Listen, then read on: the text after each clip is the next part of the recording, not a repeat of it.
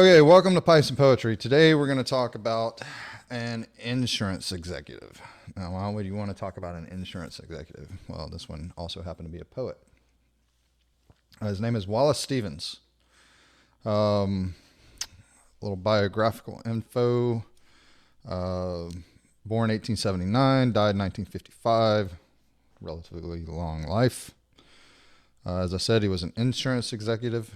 He went to Harvard. He was the son of a successful lawyer. His brothers became lawyers, and he became a lawyer, eventually working for the Hartford group or company, whatever you call it, in Connecticut. He's also regarded as one of the main American poets of the 20th century. Why would a successful poet, one of the best of the 20th century, even acknowledged during his time, not just after he died, but why would one of these poets decide to continue being an insurance executive? He was even offered a position at Harvard as, to teach or, just be there and write poetry or whatever. But apparently the insurance gig paid a little too well, and he probably wasn't ready to give up on his salary as an insurance executive. So, I don't think poetry has ever been a good payer. You either had to be independently wealthy, a la Lord Byron, have a family full of money or wealth, or you had to work like William Blake was a printer, engraver, or Wallace Stevens. And I imagine at some point he probably could have quit, but he kept working in insurance his whole life. He was quite a character. He argued with Robert Frost, and most famously actually got into a fist fight with Ernest Hemingway, which didn't turn out too well for Wallace Stevens. As anyone who knows anything about Hemingway, he's probably not the guy you want to get in a fight with, unless you're pretty good at fighting yourself. A lot of his escapades happened as he was drinking. I don't know if he was an alcoholic or maybe he just couldn't handle his liquor. He did frequent speakeasies during Prohibition.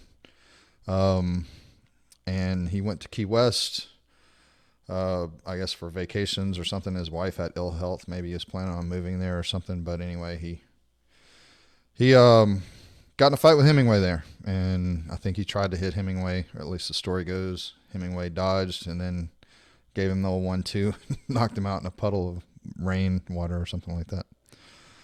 Anyway, I don't really know all the details of his argument with Frost. It wasn't a fight like that. But they weren't on the best of terms.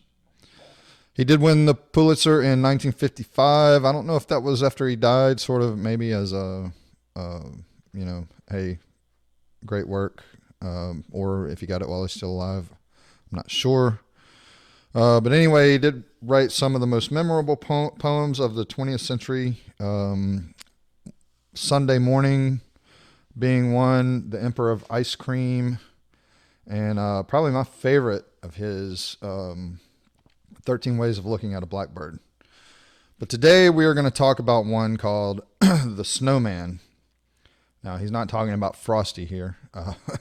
He's talking about a man who exists somehow or other in the snow. So let's see if we can pull this up. Okay. All right. So let me make sure my pen works here, and we have pen. All right, fairly short poem. This is it. 5 stanzas, 3 lines each. I haven't really got into the meter.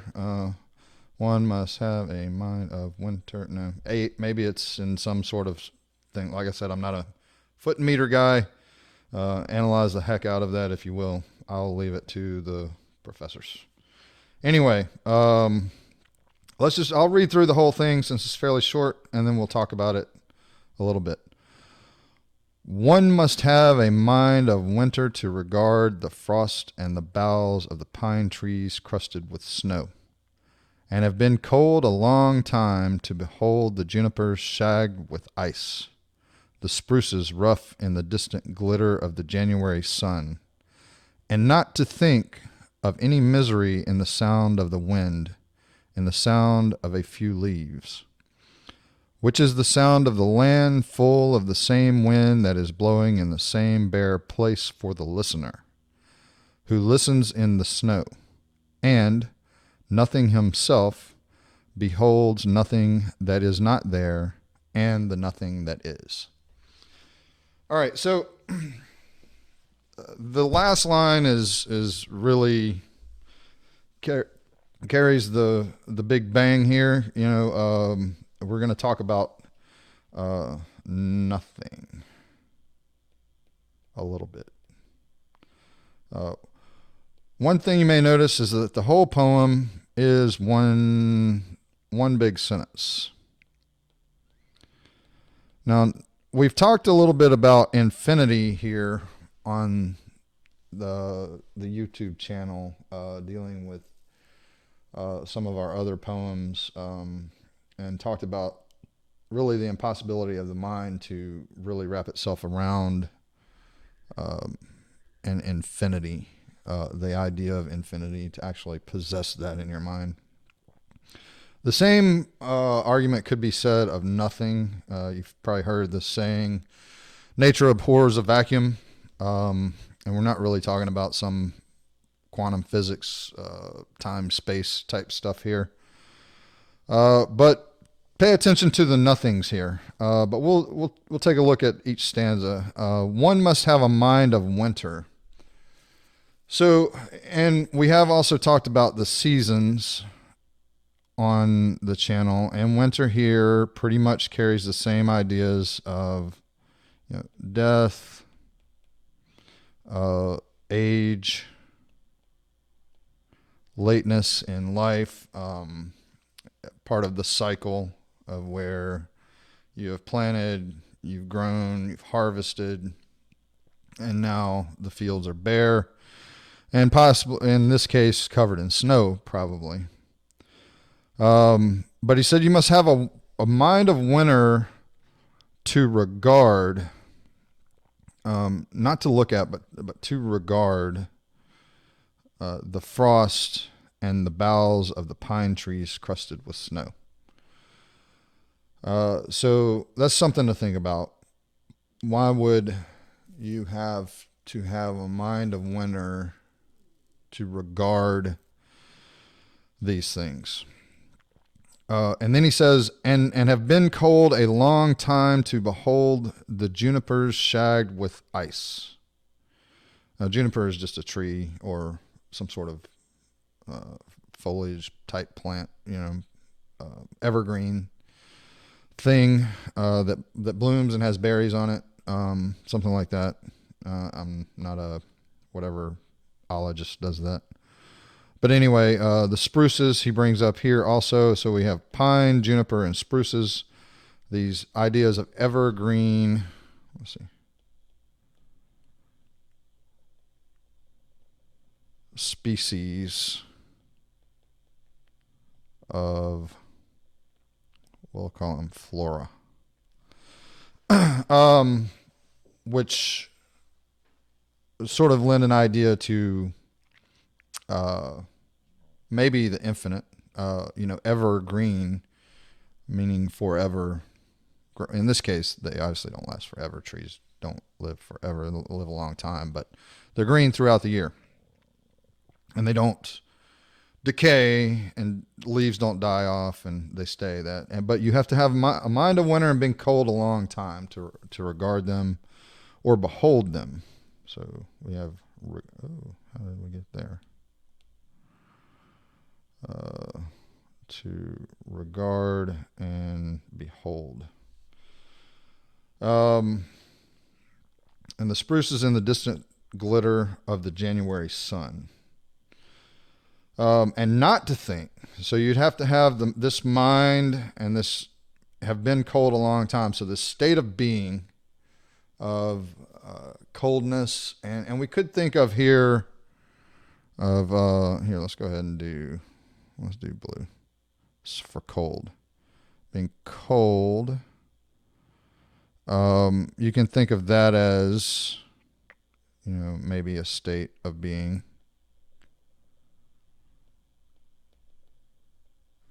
Been cold a long time, maybe emotionally, or I don't really think he's talking physically here. But that could also have something to do with death, because when you're dead, you become cold for a long time. But he doesn't say that. And you can't really behold anything if you're dead. But it could be, like I said, let's just do here. Have something to do with emotion or imagination.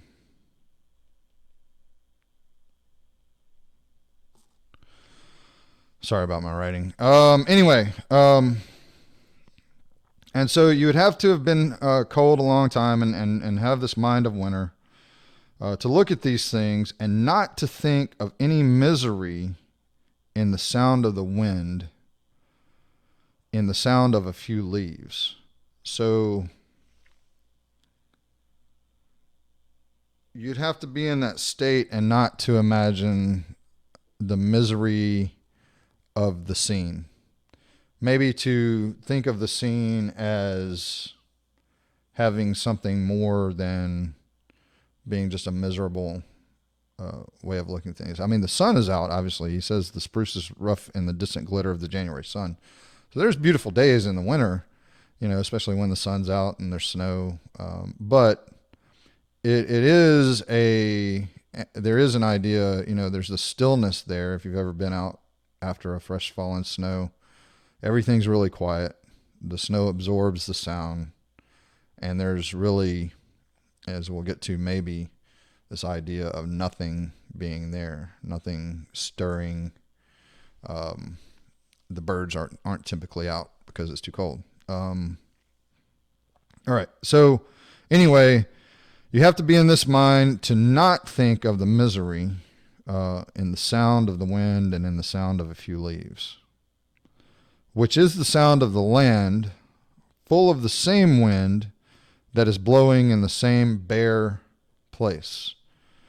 So again, bare, we sort of get this idea of maybe like a wasteland. This was written, I think published in like the 19 teens, 1919 or 17 or something like that. Before 1922, where The Wasteland was published, James Joyce's Ulysses was published. It would be cool if this came out after The Sound and the Fury, because Sound and Fury has a lot to do with the idea of nothing. William Faulkner's The Sound and the Fury, which I'll probably talk about here on the channel, but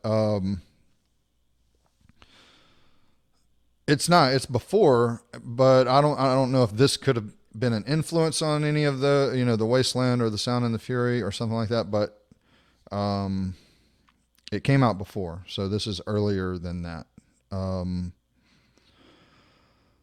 Anyway, so we get the bare place, and he says that is blowing in the same bare place for the listener who listens in the snow. So not for any listener, but a listener who listens in the snow. And this is the tricky part, the big, like I said, this is the big bang of the poem. So we'll talk about, let's go with maybe green for this. Okay. So the listener who listens in the snow and nothing himself. So that would mean sort of like, let's go over here. His being nothing. Beholds, we get the beholds again. Beholds nothing that is not there. So let's see. Let's go. I don't have enough colors. We'll look at beholds, and then we'll do yellow again. Nothing that is not there, and the nothing that is. So many interpretations you can make of this. The listener who is nothing himself. We kind of get into these ideas of philosophical ideas of the consciousness, or the consciousness, the way that consciousness can perceive. Consciousness doesn't exist without an object. I think that's some philosopher said that, it has to think of something, even if it's thinking of itself. The mind is the object that it sees. So in this, the listener, I would think, would be, and maybe speaking to all of us who are nothing other than what we perceive and what we think about it also, but it's only in that perception, this subjectiveness. And he was influenced by Nietzsche. So, there could be some of that going on. If you've ever studied Nietzsche's idea of nothingness, a lot of philosophers talk about nothingness. A lot of poets. Think of Hamlet, William Shakespeare in Hamlet, to be or not to be, that's, obviously he's talking a little bit about death there too. But if you read more of that soliloquy, you do get this idea of, maybe sort of a attempt to interpret what it is like to be nothing. Also the sound, like I said, William Faulkner's Sound and the Fury, that title comes from Macbeth, which comes from another soliloquy in Macbeth where Macbeth's, his tomorrow and tomorrow and tomorrow, I think life, something. Anyway, he gets to a part where he says, life is but a poor player that struts and frets his hour upon the stage, a tale full of sound and fury, told by an idiot signifying nothing. Now, I probably butchered that, and there's more to it. It's a great part. I have at various times in my life memorized it, but I don't have it memorized now. Anyway, signifying nothing. His idea of life, Macbeth's anyway, if not Shakespeare's. But so there is that going on. There's the listener is nothing except for beholding, and he beholds nothing that is not there. So you can say he's not imagining things there, right? He's not putting things out in the scene that aren't there. He beholds nothing that is not there. And the nothing that is, meaning that because of the snow and all of that, there's nothing there. Now, there's obviously stuff there. He's talked about the trees. He's talked about the snow, the wind, the leaves, the sounds of the leaves, sounds of the wind, and misery. But he beholds that all as nothing.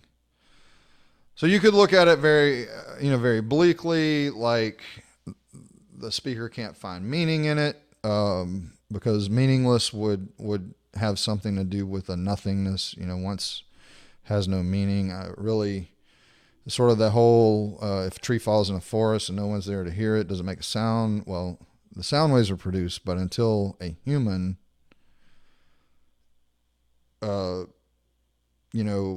processes that sensory input, is it, this is a very human-centric way of thinking. Obviously, other things would hear it, birds and everything like that, but until a consciousness perceives it, it's nothing. So a lot of things to think about as far as in this nothingness. That's sort of the key to the poem. I recommend reading it a few times. Try to internalize it. Other things will start coming out as you read it. And read some other Wallace Stevens stuff. Like I said, The Emperor of Ice Cream is good. Sunday Morning and 13 Ways of Looking at a Blackbird are all good places to start if you wanted to get into Wallace Stevens. So I'm just trying to think if there's anything else about the poem I can't think of right now. So anyway, thank you for watching. This has been Pipes and Poetry. Please like and subscribe to the channel if you desire. It would help a lot. But thank you for watching, and we will see you next time.